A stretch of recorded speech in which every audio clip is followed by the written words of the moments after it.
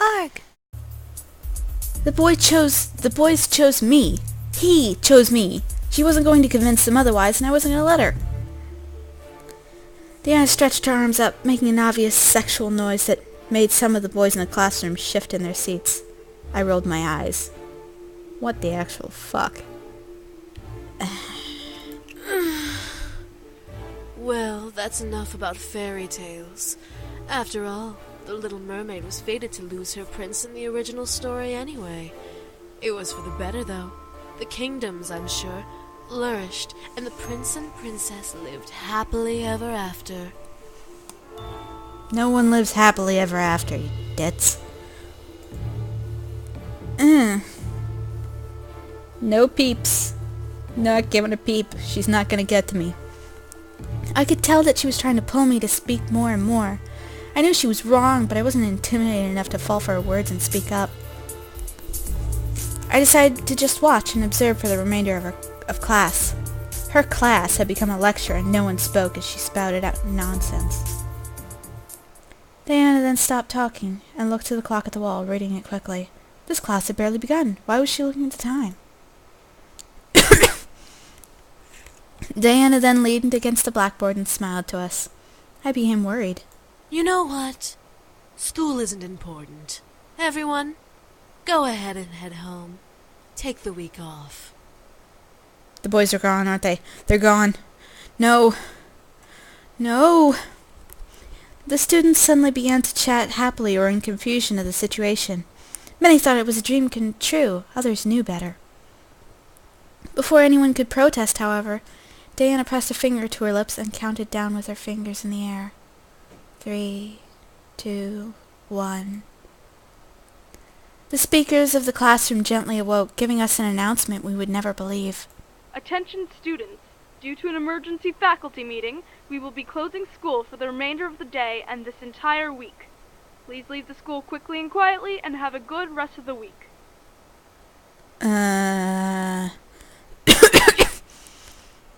No. No. She used her powers on them. Damn it! I felt the need to stop her, but how could I stop a demon in the middle of a public area? Diana smiled before gesturing to the door. Have a nice week off. School will resume next week. Many of the students filed out, chatting to each other about new impromptu plans. Suzu was beyond happy, but Naomi was hesitant. Before we could pack up and leave, however, Diana stepped to us. Excuse me, little miss. I'd like you to stay a little while. There's something we need to discuss. No, there's not. I believe the matter was settled at breakfast.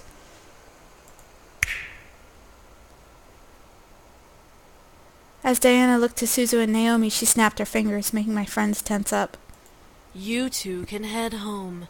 Don't worry about your friend until next week, okay? If you contact her, she won't reply, so don't bother. If she contacts you, ignore her, because she's just fine. You bitch. As if on command, Suzu and Naomi left the room. I tried to march after them, but Diana stepped in my path, warning me with her eyes that if I followed, there would be hell to pay. I had lost my two friends, at least for the week. Diana and I were alone, just like she wanted.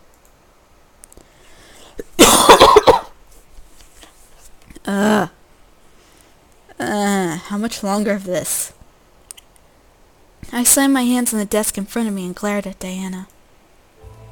What are you doing and what are you thinking? What? Do I not make a good teacher? I figured you should have a little lesson, so I took matters into my own hands. Whatever you're trying to do, it won't work. You really think so, dear? And what makes you so sure about that? What was making me so sure? Why was I so confident? Were the boys worth this? No, probably not. They haven't been worth anything so far. I mean, honestly, if we're gonna be honest, if we had just ditched this the moment they said incubi, we would be okay right now. But you know what? We didn't, and we're still here, so you know what? Fuck you. And they are worth it, so shut up. My thoughts began to fill with doubt. All the uncertainties about this whole ordeal began to cloud my mind. If the boys were ever found out, there'd be hell to pay. Was it worth it? What about Diana? What would she do to me? Would she make my parents forget about me completely? Would she ruin my friends' lives out of spite? In my gut, I felt a stone of confidence try to fight back, but the heaviness of my thoughts began to dissolve that stone little by little. What was going on with me? I looked up to Diana once again to see her gaze boring into my eyes. She was using her powers on me. This time I was away from home, so I couldn't escape. Or could I? Did I want to? The way she stared at me made me feel warm and fuzzy inside my chest. I felt like melting. Are you kidding me? Are you kidding me? No. Diana lifted a hand under my chin and ran her thumb over my lips, licking her own. Oh God. I could feel little shots of energy zipping from under my skin into my chin where she held me. No. Now, let's have a little taste of that sweet, virginal sexual energy.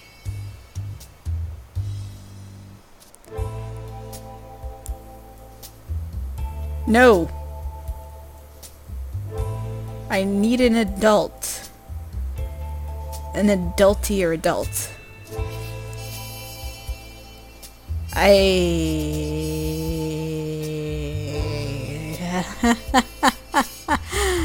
Oh my. I watched as she leaned in, ready to kiss me and take my energy. Half of my body felt elation at the idea. The other half completely rejected it and didn't want her to even touch me. I don't want her to touch me. Damon...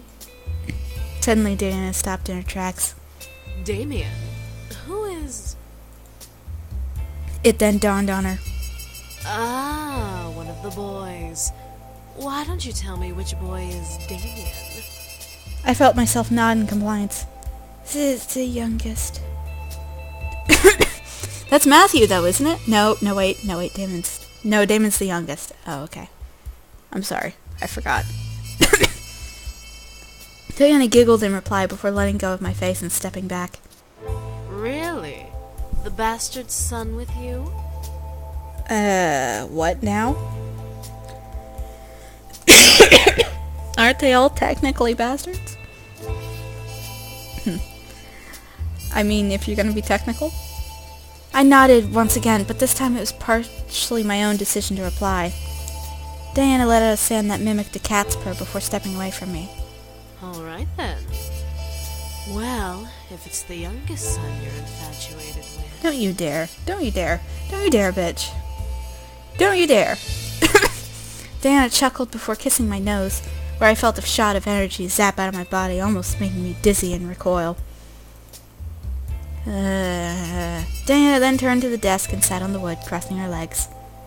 You can go now. Remember, no class for the rest of the week. I can just imagine her shoulders just shimmying a little bit. I can't...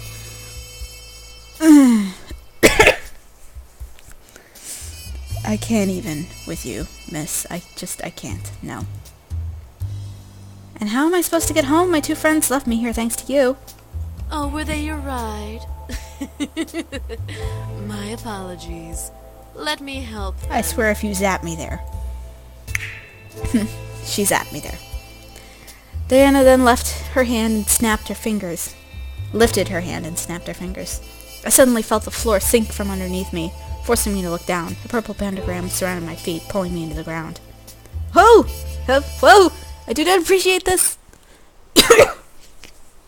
Before I could fight, however, I sank fully into the floor, fading into darkness and shutting my eyes. As I opened them, I felt my silk sheet surround me, soothing my anxiety from the darkness that had previously surrounded me. What the ever-living fuck? What the ever-living fuck? Why did Diana bring me home? Was this an illusion? Was I being tricked? Something was going on. I sat in bed looking around me. I was indeed in my room. There was no mistake about that. Why? Diana. is too strange. Was this a game? Was this part of our plan to get the boys back?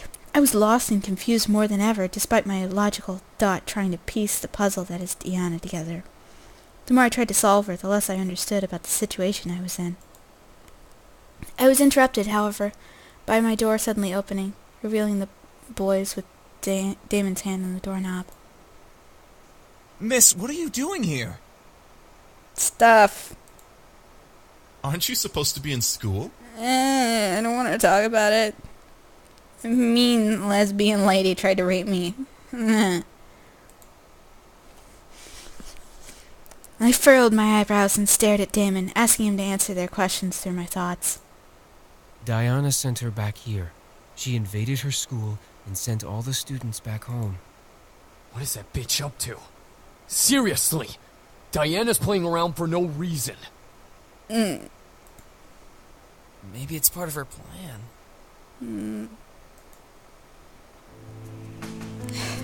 The boys continued to argue back and forth about Diana, fueling on almost jealous curiosity in me. Damon seemed to be too deep within the talk to notice my thoughts, for he didn't even stop talking alongside his brothers. Why was Diana after them? Why did she want to bring them back? What was so important about the boys that she would travel to the human world to get them? What was going on? I decided enough was enough. I needed answers. Hey! The boys stopped arguing, staring at me in surprise. I held my hands in fists on my lap, mustering the courage to continue to speak despite my abrupt shout. Why is Diana here? Why did she want to bring you all back? What exactly did you all run from? Why? Why did you run from it? Tell me why. Tell me these things. Miss, You what? You tell me, James. You what? Don't miss me. Please. I need to know what is going on. I won't be left in the dark about this. I want to know what I'm facing. The boys looked at each other hesitantly, unsure of what to reply. Finally, Sam pushed Damon towards the bed, making him buckle and land on his knees with his torso over the edge of the mattress. Damien, do the thing. The thing? Oh my gosh, what? The thing? What thing? Sam, you're not suggesting. What the fuck? Why not? She deserves to know everything, especially if Diana is targeting her. Sam's right. What thing are we doing? I guess we have no choice then. What? I was getting confused. What was Damien about to do? Is he gonna do the thing? Damon stood before climbing onto the bed with me, sitting across from me on his knees. We're going to show you everything. You have to trust me, okay? The minute you stop trusting me, the vision will stop. Okay. Alright. Okay. Vision? Just trust me. Alright, okay. I looked at Damon, unsure of what was going on, but I nodded. If this was the only way to learn, then this was my chance to know. Ooh, pretty. That voice is funny. I'm sorry. Oh my, is that your father? He's nice, he's hunky. And that's the funny voice. Nice.